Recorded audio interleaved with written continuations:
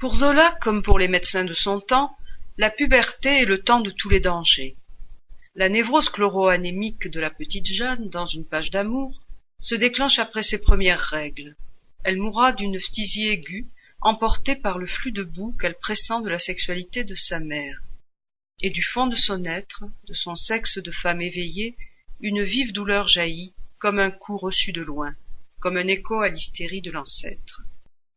Dans Pot-Bouille, le docteur Juillerat a dû soigner Valérie dès l'âge de 14 ans pour des étourdissements qui se terminaient par des saignements de nez. Elle deviendra nymphomane.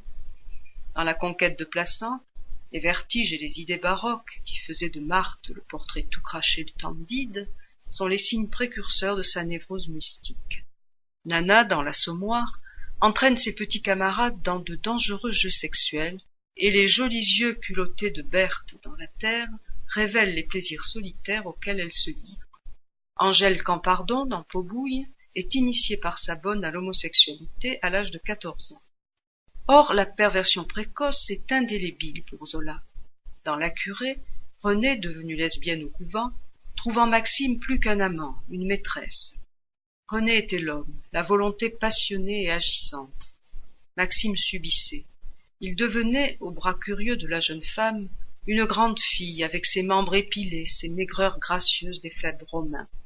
Enfin, Nana, tombée au ruisseau, sera la maîtresse de Satin, une prostituée de bas étage.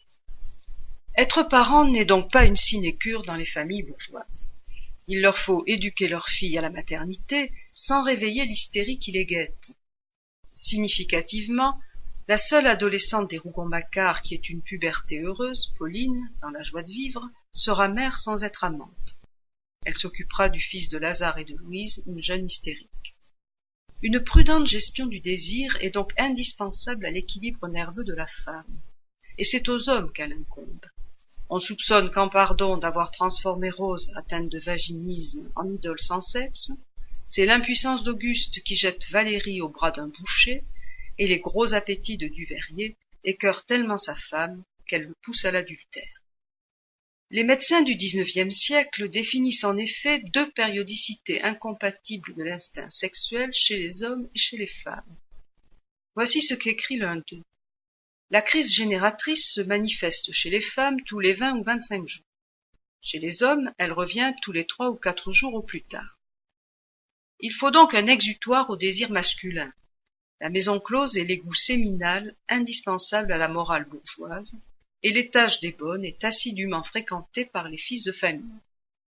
Mais le remède n'est pas sans risque.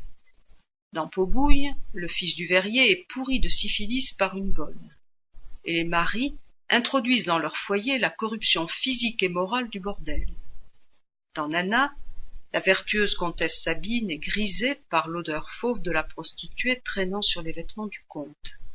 Elle sombrera dans la nymphomanie. Quant à Beauchesne, dans Fécondité, il rapporte des exigences écœurantes du lupanar. La prostituée risque donc de dépraver l'épouse à travers le mari, d'éveiller en elle une hystérie latente dont le bonheur des dames énumère les manifestations détournées. Madame Desforges collectionne les gants de Saxe pour leur parfum équivoque, Madame Marty assouvit sa rage de désir frustré dans la kleptomanie, et toutes les clientes jouissent de baigner dans la caresse de l'offre publique. Zola participe ainsi au processus d'hystérisation des femmes de son temps. Il pressent cependant que l'hystérie pourrait bien être une tentative de résistance à la nouvelle condition faite aux épouses.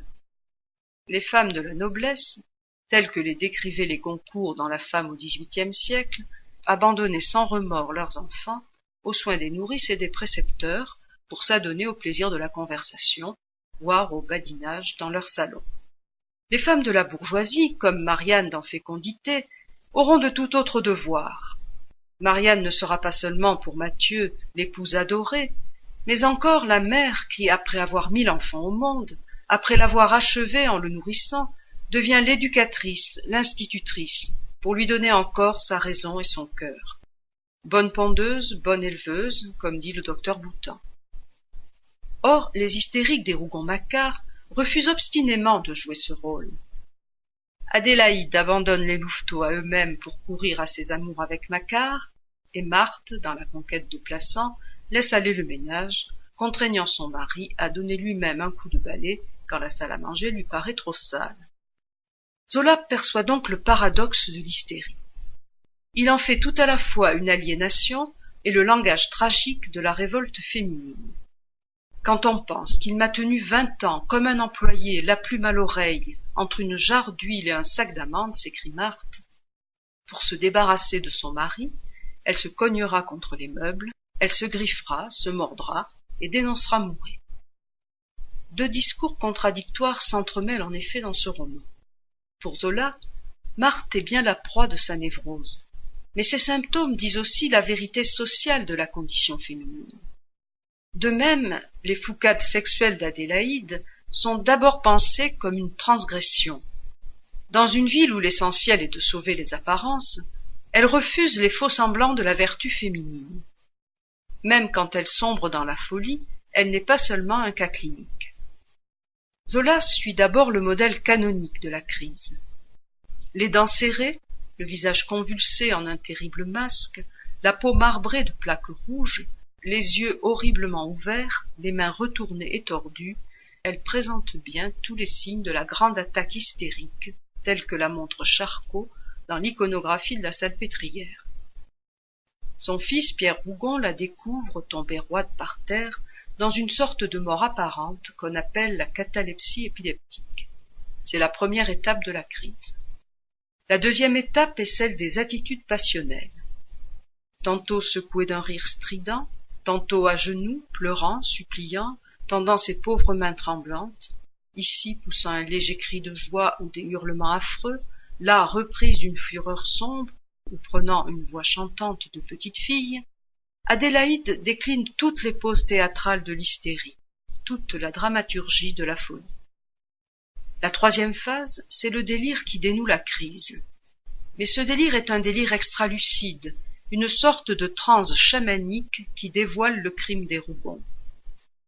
Tante Dide revit tout à la fois la mort de son amant, Macquart, et celle de Silver, son petit-fils, abattus l'un et l'autre par un gendarme. Pierre, qui a tendu un guet-apens aux insurgés du Var, est directement responsable de la mort du jeune républicain.